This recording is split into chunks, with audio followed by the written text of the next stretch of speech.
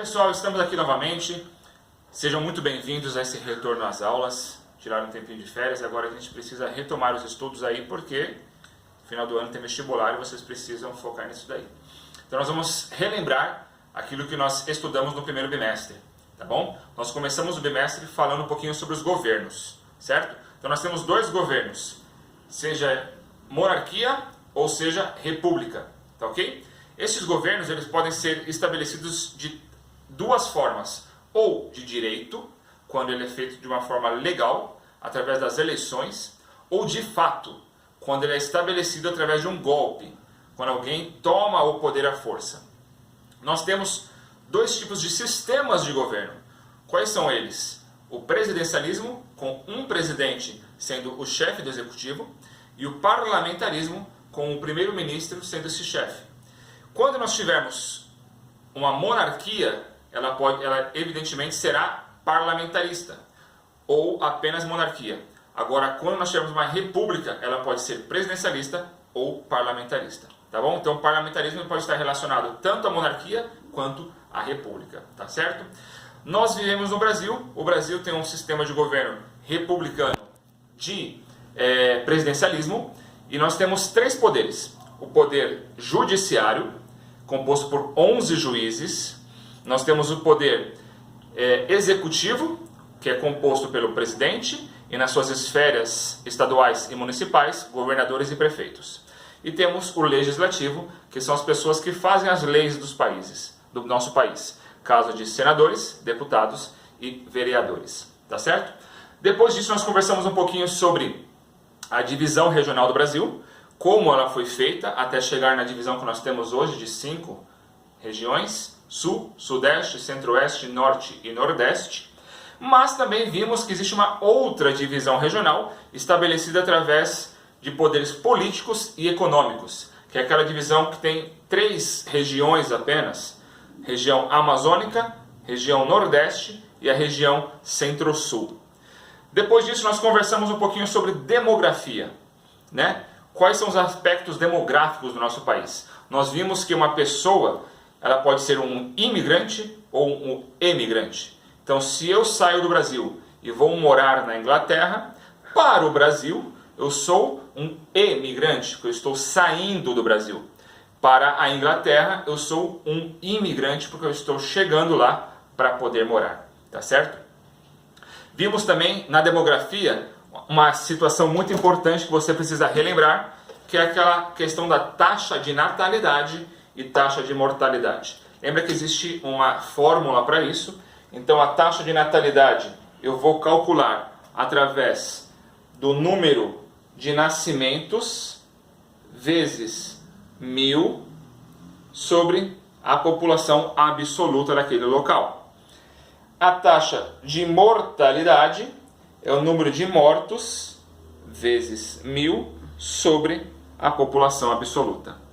E para nós calcularmos o crescimento vegetativo, nós temos a taxa de natalidade menos a taxa de mortalidade. E é com esses dados, com estas fórmulas, que nós conseguimos então chegar a alguns dados de como está a demografia do país.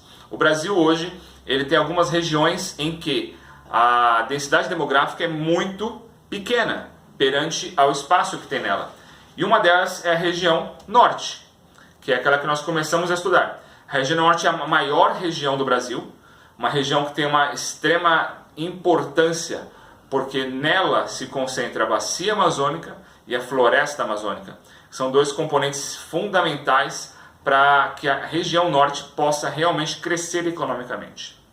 É uma região onde nós temos muito mais uma influência indígena do que nas outras regiões do país. Afinal de contas, quando os portugueses chegaram ao Brasil, eles chegaram pela costa, pelo litoral. Então a região norte é uma região onde tem um poder e uma concentração de índios maior do que nas outras regiões. A região norte também é uma região em que a floresta amazônica se espalha por quase 60% dentro do território brasileiro. É uma floresta extremamente importante, um clima mais equatorial, um clima úmido, quente, mas onde chove, né? Nós temos uma importância também na questão hidrográfica da região norte, porque ali é onde fica a Bacia Amazônica, um dos principais rios da região, que é importante para fazer o transporte de produtos entre a região, porque muitos locais não têm estradas, não dá para passar caminhões, ônibus ou carros, então esse transporte é realizado através dos navios. Quando nós conversamos sobre a região Nordeste, nós falamos sobre a sua importância, principalmente turística, mas também foi por lá que, como nós dissemos, os portugueses, holandeses, italianos chegaram ao Brasil, foi pelo litoral. Então, a região Nordeste ela foi principalmente ocupada por pessoas de origem estrangeira. E é uma região extremamente rica quando a gente fala de belezas naturais, mas também de frutas. As frutas da região Nordeste são extremamente importantes para que ela possa ser economicamente forte.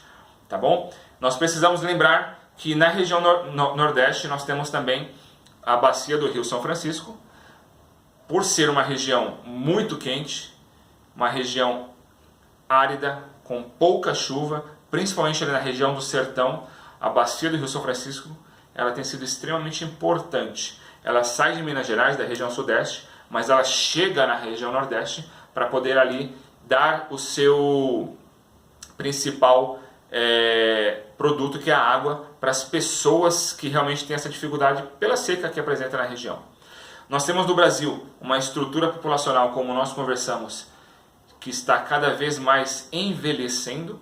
Então nós tínhamos lá nos anos 70 e 80 uma base na pirâmide mais jovem, e hoje essa pirâmide já não é mais uma pirâmide, ela já está um pouco mais oval. E nós conversamos na aula que lá nos anos 2050 e 2060, nós teremos uma quantidade de pessoas mais velhas muito maior do que as pessoas mais jovens. Ou seja, as pessoas ativas não serão suficientes para bancar aqueles inativos. Por isso que tem esse